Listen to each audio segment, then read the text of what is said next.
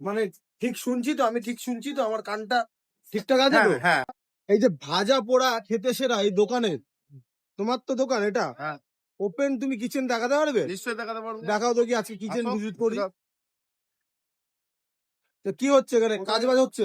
প্রথমেই দেখো এখানে তৈরি হচ্ছে, রান্না তৈরি হচ্ছে। আচ্ছা, রান্না তৈরি হচ্ছে, একদম ঠিক আছে। চকাচক লাগছে কি, আজকে আমরা এসছি বলে তার জন্য নাকি? না না না না, এদিকে আসো দেখাচ্ছি। তুই চানা তো অনেক জায়গায় খেয়েছো ভাই, হ্যাঁ, ঠিক আছে? খেয়েছি। তুমি এই চানাটা একটু ইয়ে করে দেখো ভাই। এটা কি? এটা এটা তুমি দেখে বলো এটা কি, এর এটা মধ্যে কি আছে? আলু দাওনি? না, কিছু কিছু জিনিস প্রিপেয়ার করে রাখতে হয়। এটা কি এটা আছে? এটা আছে চিলি চিকেন আছে। Chilli chicken? চিলি চিকেন গুলো একটু দেখো, সাইজ দেখো, আর এর মধ্যে টেক্সচারটা দেখো, ঠিক? নিশ্চয়ই অনেক দাম।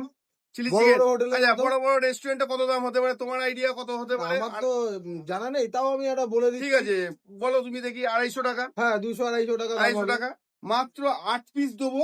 এরকম সাইজের চিলি চিকেন 8 পিস দেবো 180 টাকা। মানে ঠিক শুনছি তো, আমি ঠিক শুনছি তো, আমার কানটা ঠিকঠাক আছে হ্যাঁ তো? হ্যাঁ